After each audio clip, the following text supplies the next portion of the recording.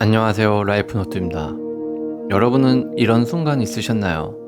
SNS를 켰는데 동창은 벌써 집을 샀고 후배는 승진을 했고 누군가는 사업으로 대박이 났다는 소식이 계속 들려오고 보입니다. 그 순간 마음 한구석이 좀 싸늘해지죠. 나는 지금까지 뭐 했지? 라는 생각. 분명 어제까지는 내 삶에 만족하고 있었던 것 같은데 남의 속도를 알게 되는 순간 갑자기 내 삶이 초라해 보이기도 합니다. 그런데 말입니다. 우리는 지금 애초에 같은 경주에 서 있지도 않은 사람들과 순위를 비교하고 있는 건 아닐까요? 라는 생각을 해보자고요. 오늘은 이 이야기를 해보려고 합니다. 인생은 각자의 경주라는 말. 너무 흔해서 식상하게 들릴 수도 있지만 그 안에 숨겨진 진짜 의미를 찾을 줄 모르고 실천하지 못한다면 우리들의 인생은 계속 우울하고 고독하게만 느껴질 거라고 생각이 됩니다. 그래서 행복하고 올바른 나의 자아를 찾기 위한 그런 이야기를 해볼까 합니다. 먼저 우리는 왜 자꾸 비교하는가라는 생각의 출발을 해봐야 할 것 같은데요. 비교하는 마음, 이거는 여러분의 의지가 약해서 그런 게 아닙니다. 심리학자들은 이렇게 말을 합니다. 이미 1954년에 사회 비교 이론이라는 걸 통해 인간은 본능적으로 자신을 타인과 비교하며 스스로의 위치를 가늠하려 한다고 설명했습니다.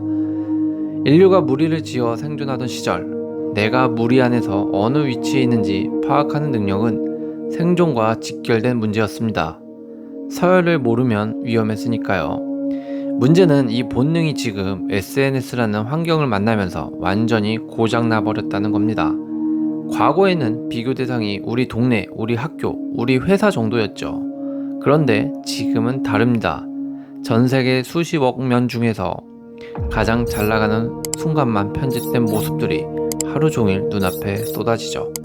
이건 마치 동네 마라톤 대회에 나갔는데 갑자기 올림픽 금메달리스트들과 내 페이스를 비교당하는 것과 같습니다. 애초에 불공정한 게임이라는 거죠. 그러니까 여러분이 남과 비교하며 초조해지는 건 인간이라면 어쩌면 제일 당연하다라는 거죠. 다만 그 비교의 틀 자체가 잘못 설계되어 있다는 걸 우리가 모르고 있을 뿐입니다. 여기서 잠깐 마라톤을 떠올려 보자고요. 마라톤 대회에서는 참가자마다 출발 시간이 다른 경우가 많습니다. 엘리트 선수들은 앞줄에서 일반 참가자들은 몇 분, 몇십 분 뒤에 출발하죠. 그래서 실제 마라톤에는 건타임과 넷타임이라는 두 가지 기록이 존재합니다. 총소리가 울린 순간부터 잰 시간과 내가 실제로 출발선을 통과한 순간부터 잰 시간, 이 둘은 완전히 다릅니다. 인생도 저는 똑같은 것 같아요. 누군가는 부모의 사업을 물려받아 20살에 이미 출발선을 훌쩍 지나 있습니다. 누군가는 건강 문제로, 누군가는 가정 형편으로 30이 넘어서야 겨우 출발선의 앞에 서죠. 이건 능력의 문제가 아니라 애초에 주어진 조건의 문제라는 겁니다. 그런데 우리는 항상 건타임만 보고 스스로를 채찍질합니다. 총소리가 울린 지 몇 년이 지났는데 나는 아직도 이 자리냐고 하면서 말이죠. 하지만 정작 중요한 건 내 타임이라는 거죠. 내가 실제로 출발선을 밟는 순간부터 나는 얼마나 나답게 달려왔는가 라는 겁니다. 그리고 더 중요한 사실이 하나 있습니다. 애초에 다른 사람과 나는 종목 자체가 다를 수 있다라는 거죠. 누군가는 단거리 선수처럼 빠르게 치고 나가는 인생을 살아갑니다. 젊을 때 성과를 내고 화려하게 주목받죠. 반면 누군가는 울트라 마라톤 선수처럼 아주 긴 호흡으로 몇십 년에 걸쳐 완성되는 인생을 삽니다. 대기만성이라는 말은 그냥 위로용 표현이 아니라 실제로 존재하는 삶의 유형입니다. 100m 단거리 선수의 페이스로 42.19km를 뛰면 5분 만에 쓰러집니다. 반대로 마라토너의 페이스로 100m를 뛰면 아무도 주목하지 않겠죠. 중요한 건 내가 지금 어떤 거리의 경주를 뛰고 있는지 아는 게 첫 번째일 것 같습니다. 비교의 가장 무서운 점은 그것이 우리의 현재를 도둑질한다는 건데요. 현재가 사라지는 거죠. 남의 속도에 신경 쓰느라 정작 내 앞에 있는 길, 내 발밑의 감각, 오늘 내가 해낸 작은 진전들을 놓치게 됩니다. 마라톤을 뛰면서 계속 옆 사람만 쳐다보는 선수는 자기 호흡이 무너지는 것도 눈치채지 못한 채 페이스를 잃죠. 결국 완주도 못하는 경우가 많습니다. 심리학에서는 이걸 상향 비교로 인한 자기 효능감 저하라고 부릅니다. 어렵죠. 나보다 앞선 사람과 계속 그냥 비교하다 보면 실제 내 능력과 무관하게 스스로를 무능하다고 느끼게 되는 거고, 그 감정이 실제 행동력까지 떨어뜨린다는 이론입니다. 즉, 비교는 단순히 기분만 상하게 하는 게 아니라 실제로 내 실력 발휘를 방해하는 거죠. 여러분이 지금 느끼는 조급함, 불안함, 자책감, 그 감정의 상당 부분은 실제 내 삶의 문제가 아니라 잘못된 비교 대상을 설정한 데서 오는 착시일 가능성이 크다는 겁니다. 그럼 이쯤 되면 다 알겠는데 그래서 어떻게 하라는 거냐 라고 말씀하시는 분들도 계실 텐데요. 그래서 그 현실적인 이야기를 3가지로 정리해보면 이럴 것 같아요. 첫째, 비교 대상을 어제의 나로 바꿔보자는 겁니다. 남과 비교하는 순간 게임은 이미 불공정하죠. 하지만 어제의 나와 오늘의 나를 비교하는 건 완전히 공정한 게임입니다. 작은 진전이라도 눈에 보이기 시작하면 그게 진짜 동기부여가 되죠. 어제보다 책을 10쪽 더 읽었다면 그것도 성장입니다. 어제보다 운동을 10분 더 했다면 그것도 발전이고요. 어제보다 감정을 조금 더 잘 다스렸다면 그것 역시 분명한 성공입니다. 오늘 하루가 완벽하지 않아도 괜찮습니다. 중요한 것은 어제보다 단 1%라도 나아졌는지 확인하는 거죠. 그 1%의 성장이 1년 뒤에는 상상하지 못했던 큰 차이를 만들어낼 것입니다. 두 번째로는 내 종목을 파악하자는 건데요. 나는 단거리형 인간인가 장거리형 인간인가 라는 거죠. 이건 스스로를 좀 돌아보면 어느 정도 답이 나옵니다. 빠르게 몰입해서 성과를 내는지 아니면 꾸준함으로 서서히 왕성해가는 편인지 내 자신을 좀 알아볼 수 있죠. 그리고 내 종목을 알아야 남의 종목에 흔들리지 않을 수 있어요. 그런데 대부분 사람들은 이것을 정확히 파악하지 못하는 경우가 많아서 오랫동안 오류를 겪습니다. 만약 내 몸이 단거리에 적합하도록 되어 있는데 마라톤을 하라고 하면 이건 보나마나한 경기가 되죠. 이미 전혀 다른 트랙에서 신체 조건이 다른 사람과 뛰고 있기 때문인데요. 그래서 우리들은 자신의 종목을 선택할 때 먼저 자신이 가진 장점과 단점을 비교하고 장점을 극대화할 수 있는 경기를 선택하도록 하는 이유가 이런 겁니다. 그러니까 나이가 1살이라도 어릴 때 자신을 냉정하게 분석하는 시간을 가져보는 게 중요할 것 같습니다. 세 번째로는요, SNS 속 하이라이트 필름과 내 일상을 좀 비교하지 말자라는 거죠. 남들이 올리는 건 정말 인생의 짧은 편집본입니다. 가장 잘 나온 장면만 모아놓은 예고편이죠. 여러분이 보고 있는 건 그 사람의 예고편을 보고 있는 거고, 여러분이 살고 있는 건 실제 촬영 현장입니다.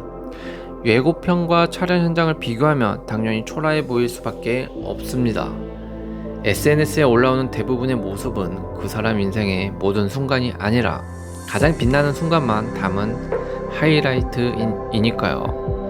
실패했던 날, 불행했던 시간, 고민하며 잠 못 이뤘던 밤은 대부분 화면 밖에 남아있죠. 반면 우리는 자신의 하루를 처음부터 끝까지 모두 알고 있습니다. 실수도 걱정도 지친 모습도 모두 경험하죠. 그러니 남의 최고의 순간과 내 평범한 일상을 비교하면 자신감이 떨어지는 건 당연합니다. 내 인생의 주인공을 결국 화면 속 누군가가 아니라 오늘을 살아가는 바로 나 자신이라는 것을 좀 잊지 마셔야 합니다. 결국 내 인생의 주인공은 나니까요. 너는 지금 몇 등이야? 라는 생각 해본 적 있으신가요? 근데 이상하죠? 답을 하려고 하는 순간 애초에 그 질문 자체가 성립하지 않는다는 걸 깨닫게 됩니다. 도대체 무엇을 기준으로 등수를 매긴다는 걸까요? 통장 잔고로 할까요? 아니면 직급으로 할까요? 아니면 누군가의 SNS 팔로워 수로 해야 할까요?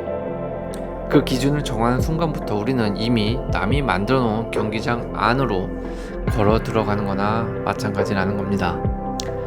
그 기준을 정하는 순간부터 그러니까 우리는 그 기준을 정하지 않는 습관을 자꾸 들여야 할 겁니다.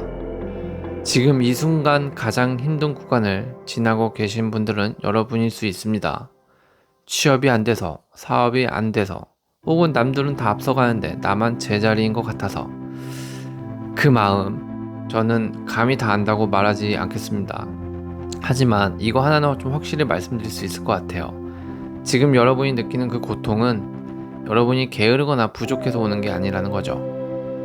그건 그저 아직 완주하지 않는 사람이라면 누구나 지나가는 힘든 구간일 뿐이라는 겁니다. 마라톤에서 30km 지점이 되면 흔히 갈까요 벽이라고 부르는 그런 구간이 있다고 합니다. 몸도 마음도 다 무너질 것 같은 그 지점. 그런데 그 벽을 지나본 사람들은 다 이렇게 말을 하죠. 거기서만 멈추지 않으면 반드시 다음 구간이 온다고요. 여러분은 지금 그 벽 앞에 서 있는 걸 수도 있고 이미 그 벽을 넘어서고 있는 중일 수도 있습니다. 어느 쪽이든 괜찮습니다. 왜냐하면 이건 여러분의 레이스니까요. 여러분 대신 이 거리를 뛰어줄 수 있는 사람은 없고요. 누구도 여러분보다 먼저 결승선을 밟았다고 해서 여러분의 완주가 무의미해지지 않습니다. 저는 이렇게 생각을 합니다. 인생이라는 경주에서 진짜 실패는 늦게 도착하는 게 아니라 남의 페이스에 억지로 맞추려다가 내 호흡을 완전히 잃어버리는 거라고요. 오늘부터는 옆 트랙에서 눈을 떼고 딱 한 가지만 해보시길 바랍니다. 우선 5초만 내 발밑을 내려다 보세요. 그리고 어제의 나와 비교했을 때 아주 조금이라도 나아진 부분을 하나만 찾아보세요. 그게 거창하지 않아도 좋습니다. 오늘 하루 조금 더 버텼다는 거, 어제보다 한 문장이라도 더 썼다는 거, 포기하고 싶었지만 그래도 다시 신발끈을 묶었다는 거, 유일한 레이스의 주인공은 여러분이었다는 것을 꼭 아셔야 할 것 같아요. 그리고 언젠가 여러분이 자신만의 결승선을 통과하는 순간이 온다면 그때는 아무도 여러분에게 몇 등으로 들어왔는지 묻지 않을 겁니다. 그저 완주했다는 사실만이 남을 뿐이죠. 저는 그 순간까지 여러분이 자신의 페이스를 잃지 않기를 진심으로 응원하겠습니다. 오늘도 시청해주셔서 감사합니다.